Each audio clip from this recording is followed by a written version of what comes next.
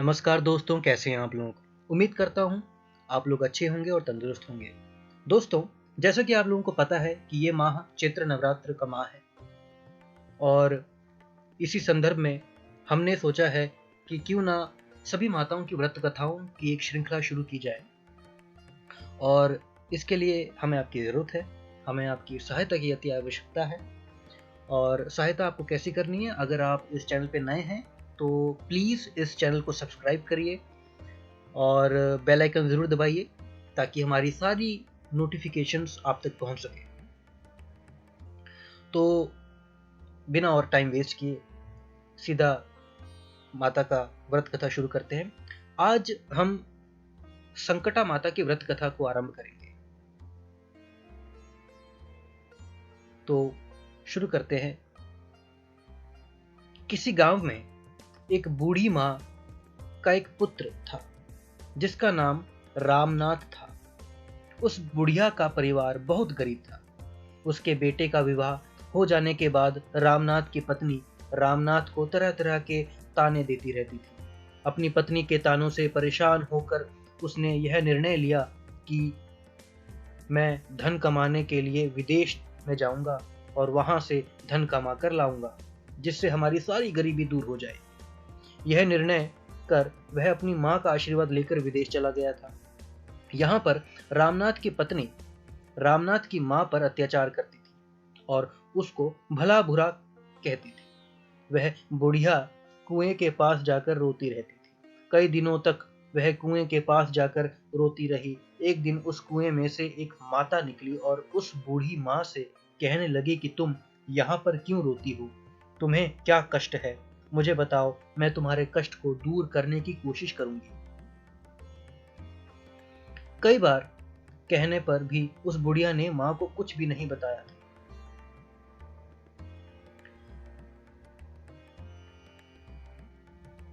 माँ ने उससे कई बार पूछा। तब बुढ़िया ने कहा कि तुम मुझसे बार बार यह क्यों पूछ रही हो?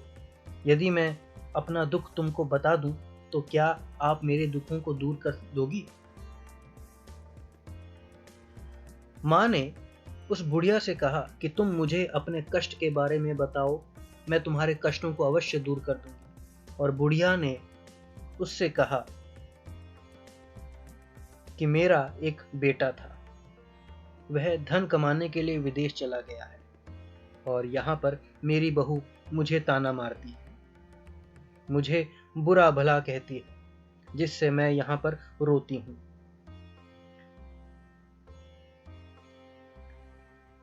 तब उस कुएं की माँ ने उस बुढ़िया से कहा कि यहाँ पास के जंगल में संकटा माता का मंदिर है, तुम उनकी पूजा करो और उनको अपने दुख बताओ। उनसे प्रार्थना करो कि वह तुम्हारे संकटों को दूर करे।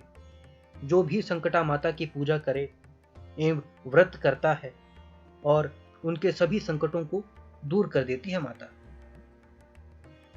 संकटा माता बहुत ही दयालु है।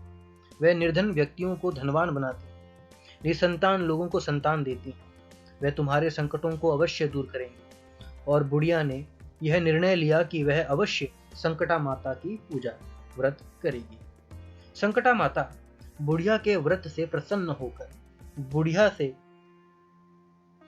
बोली कि तुम्हें किस प्रकार का कष्ट है, मैं तुम्हारे संकटों को अवश्य दूर कर दूंगी। बुढ़िया ने संकटा माता को अपनी पूरी कहानी बताई और कहा कि मेरा बेटा प्रदेश में काम करने के लिए चला गया और मेरी बहू मुझे परेशान करती है, ताना देती है।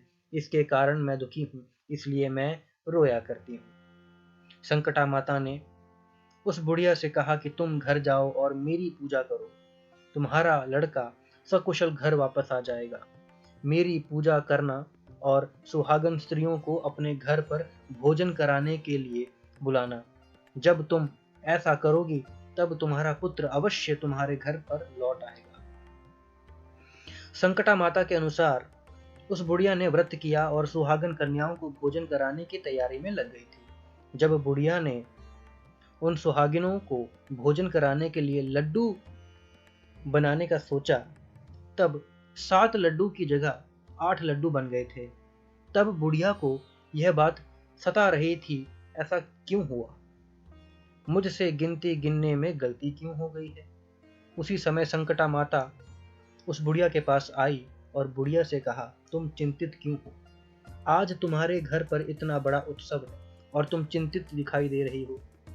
तब बुढ़िया बोली, मैंने सुहागन महिलाओं के लिए लड्डू बनाए थे। मैंने वह लड्डू गिन कर बनाए थे, फिर भी 7 की जगह 8 लड्डू बन गए हैं। यही बात मेरी चिंता का कारण है। तब संकटा माता ने कहा, क्या तुमने किसी बुढ़िया को भी आमंत्रित किया है? वह बुढ़िया कहने लगी कि मैंने तो किसी बुढ़िया को आमंत्रित नहीं किया, परंतु आप कौन हो? संकटा माता ने कहा कि मैं वही बुढ़िया हूँ, मुझे भी भोजन कराओ। और उस बुढ़िया ने संकटा माता को भोजन के लिए आमंत्रित कर लिया। वहां पर बहुत सारी सुहागिन महिलाएं पहुंची और उनको लड्डू एवं मिठाई का भोजन कराया, जिससे उस बुढ़िया पर संकटा माता प्रसन्न हो गई और माता ने उसके पुत्र को यह ध्यान दिलाया कि उसकी माता और पत्नी उसको याद कर रही है। तब वह लड़का अपनी माता और पत्नी से मिलने के लिए गांव आने के लिए तैयार हो गया था। जब बुढ़िया सुहागनों को भोजन करा रही थी, किसी व्यक्ति ने उस बुढ़िया से कहा कि आपका लड़का आ रहा है, लेकिन बुढ़िया अपने काम में लगी रही। उसने कहा कि मैं भोजन करा रही हूँ, लड़के को वहीं बैठने दो, मैं उसको बाद में मिलूंगी।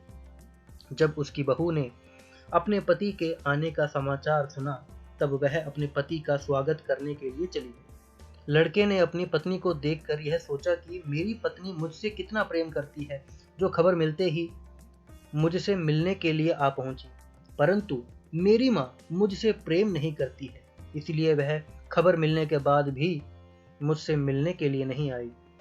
जब पूजा समाप्त हुई और बुढ़िया अपने घर पहुंची और संकटा माता की कृपा से उस लड़के का मन अपनी पत्नी की ओर से हट गया था और माँ ने लड़के को कहा, मैंने तुम्हारी घर वापसी के लिए संकटा माता का व्रत रखा था और मैं सुहागन महिलाओं को भोजन करा रही थी।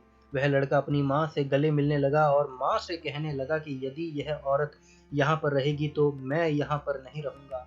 तब माँ ने लड़के से कहा, मैं तुझे कठिन व्रत करके प्राप्त कर चुकी हूँ, इसीलिए तुझे मैं नहीं छोड़ सकती। यदि तुझे अपनी पत्नी का त्याग करना है तो कर सकता है। माँ ने अपनी बहू को घर से निकाल दिया और वह घर से निकलने के बाद एक पीपल के पेड़ के नीचे जाकर रोने लगी थी। जब रामनाथ की पत्नी पीपल के पेड़ के नीचे रो रही थी, तब उसी समय वहां से एक राजा निकल रहा था। वह उसको रोते हुए देख कर उसके पास आया और बोला कि तुम रो क्यों रही हो? तब उसने उस राजा को अपनी सारी कहानी बता दी थी। तब राजा ने कहा, तुम दुखी मत होना, मैं आज से आपको बहन मानता हूँ और आप मेरे साथ चलो। और वह उसके साथ चली गई थी। राजा ने अपनी रानी को पूरी कहानी बताई और रानी ने भी उसको अपनी बहन बना लिया था। इस तरह से वह राजपाट के साथ रहने लगी थी। जब संकटा माता का दिन आया, तब रामनाथ की पत्नी ने भी व्रत रखा और सुहागिन औरतों के लिए भोजन कराने के लिए लड्डू बनाए थे। वहां पर महल में कई सारी महिला भोजन करने आई थी। उसने रानी को भी आमंत्रित किया था। रानी ने जब देखा कि वह सूखे लड्डू खा रही है, तब उसने कहा कि तुम मावा मिठाई एवं खीर खाने वाली स्त्री आज सूखे लड्डू क्यों खा रही हो? और उसने संकटा माता का अपमान कर दिया था। रानी के व्रत करने से, पूजा पाठ करने से, सुहागिन कन्याओं को भोजन कराने से उसके पति को अपनी पत्नी की याद आई और वह अपनी पत्नी को ढूंढते ढूंढते राजमहल पहुंच गया और रानी से क्षमा मांगकर उसे वापस ले जाने लगा था। तब रानी ने कहा कि तुम अपने पति के साथ जा रही हो तो चली जाओ। रामनाथ की पत्नी ने उनसे कहा कि तुमने संकटा माता का अपमान किया है। मैंने जब उनका अपमान किया था तब आपने मुझे सहारा दिया था। यदि आप पर किसी प्रकार का कोई संकट आए तो मैं आपको सहारा दूंगी। आप सभी मेरी कुटिया में आ जाना। ऐसा कहकर वह वहां से चली गई। रामनाथ जब अपनी पत्नी को राजमहल से ले आया था, तब उसके जाते ही महल में गरीबी छा गई। उन पर भारी संकट आ गया।